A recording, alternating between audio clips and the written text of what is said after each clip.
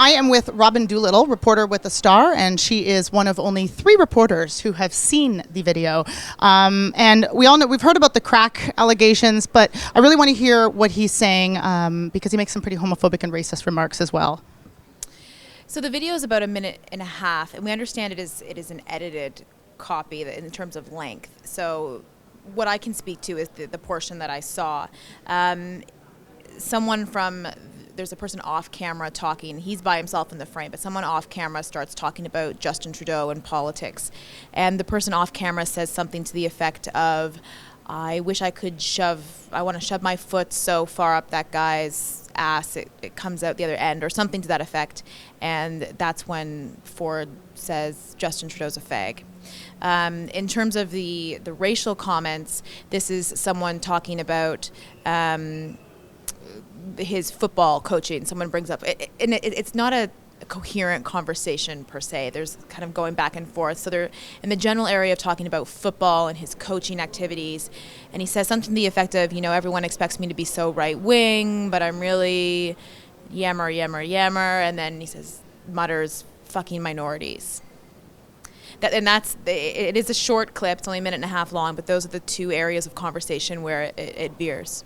And do the comments happen before or after he strikes up the crack pipe?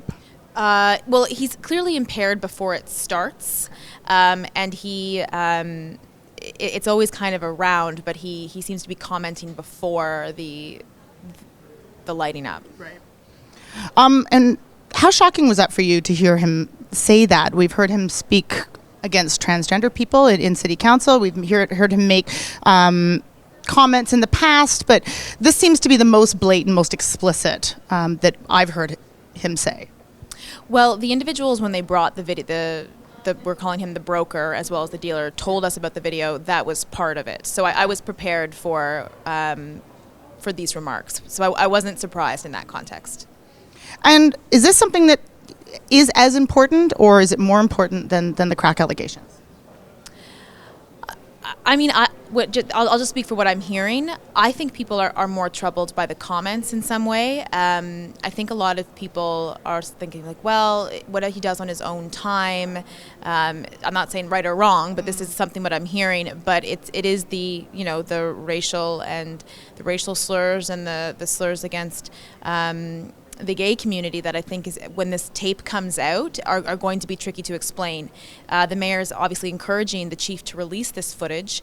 I know what I saw, and I can't imagine that would be a good day for him when that comes out. You can only speculate that maybe they're thinking they can say it's not. We don't know what's in the crack pipe or what looks like a crack pipe. We don't know what's in there. So maybe they'll try to spin it as something else, but it'll be very difficult, I think, to explain some of the comments. Yeah. And in looking back on it, do you think it's problematic that media haven't been questioning him more about this, that this hasn't been more of a focus in the interviews? That's certainly, I think, a huge part of the story that is not getting attention. But even just some of his comments being made in the media blitz right now, he keeps saying over and over again, I'm not a rat, I'm not a snitch, which I think is really interesting language from the mayor of Toronto. I mean, this is something that you hear police waging huge multi-million-dollar campaigns trying to kind of get rid of that type of language, police across North America. So there's so much news with this, it's hard to really pick out what is the most newsworthy. So absolutely, and I have no doubt when this video becomes public, hopefully when it becomes public, that will be what people are talking about.